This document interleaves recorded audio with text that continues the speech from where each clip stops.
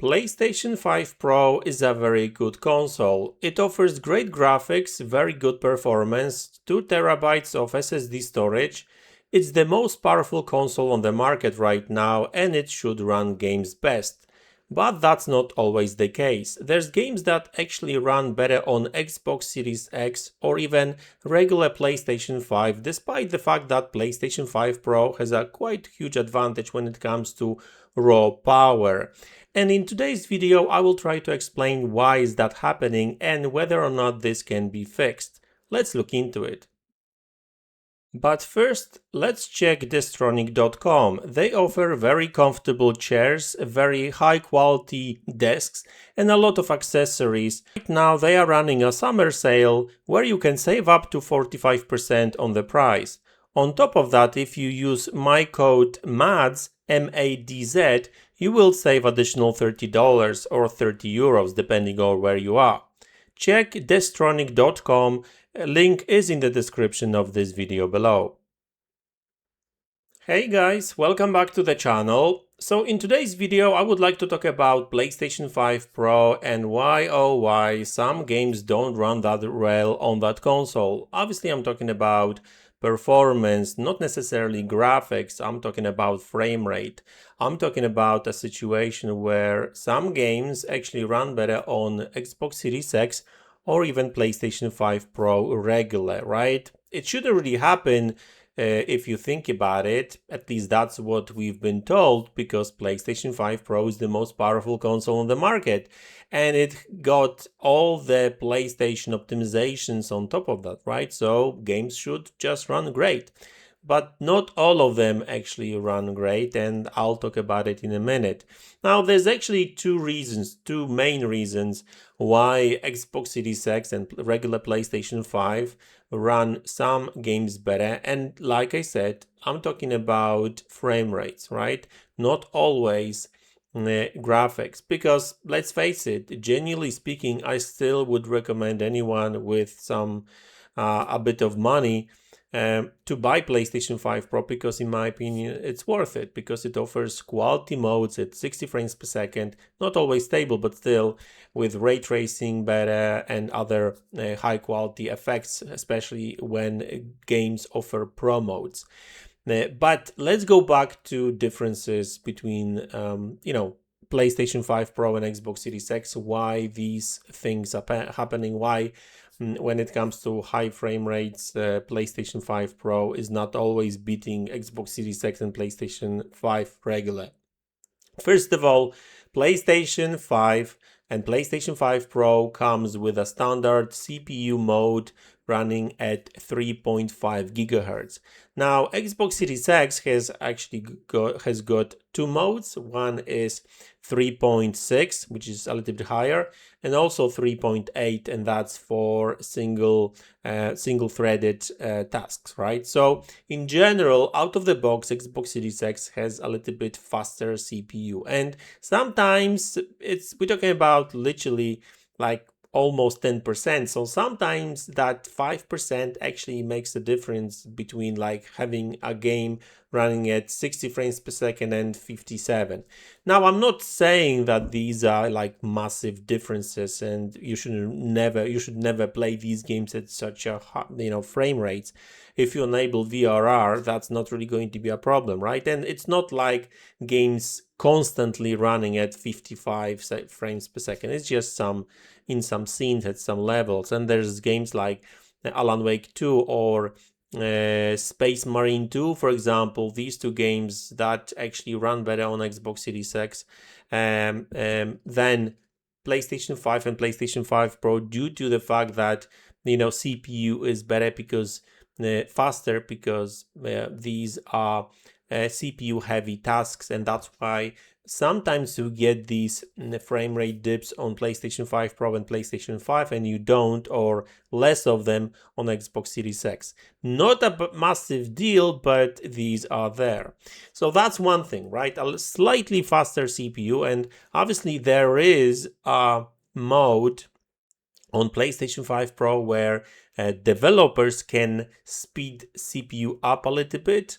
and then PlayStation 5 Pro runs the games at 3.85 gigahertz. So that's slightly even faster than Xbox Series X. But these games have to have developers actually spend time on it, and that's not always the case. And developers don't always use that mode, right? So there you have it.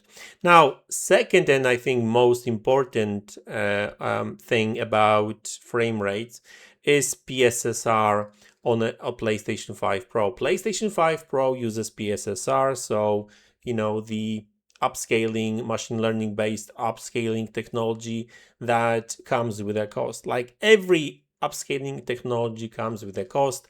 Regular FSR like 3.1 that is available on Xbox Series X and PlayStation 5 Pro comes with a cost as well, but the machine learning and this particular implementation of PSSR or FSR 4.1, I should say, actually comes with an even bigger cost, not only for memory and GPU obviously, but also CPU. And that's where the extra CPU clock speeds, extra power comes in for PlayStation 5 Pro to compensate on it, right? But so basically, sometimes even though PlayStation 5 Pro will run at this special CPU mode at 3.85 gigahertz, that's not going to be enough to even compensate. And even PlayStation 5 Pro sometimes actually run games worse than on PlayStation 5, right? So you still get all the PlayStation 5 optimizations because you know how things are with developers sometimes. They usually optimize games better for PlayStation 5. So all these optimizations are there, but still you get less frame rates, less frames on PlayStation 5 than PlayStation 5 Pro than PlayStation 5 regular or Xbox Series X. So PSSR 2.0, even though it's been updated and it's better now, it still comes with a cost.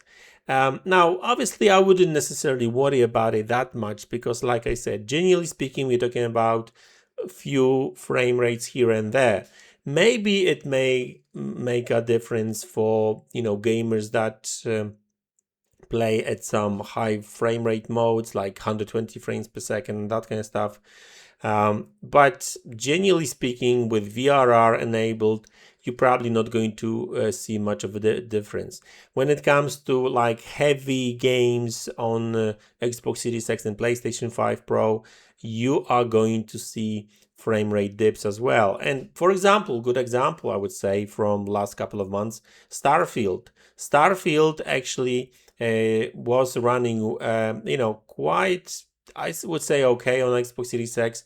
It was it had frame rate drops here and there, but PlayStation 5 Pro didn't fix these issues because it's still CPU limited, and that's actually the biggest, I would say, disadvantage, con of a PlayStation 5 Pro, that they didn't speed CPU up significantly. And I get it, like these 10% sometimes comes in handy in some games, but that's not enough. PlayStation 5 Pro, PlayStation 4 Pro, sorry, actually did get like 20 or 30% boost in terms of clock speeds, and that did help a lot last generation with some PlayStation 4 games. We're not actually seeing that with PlayStation 5 Pro.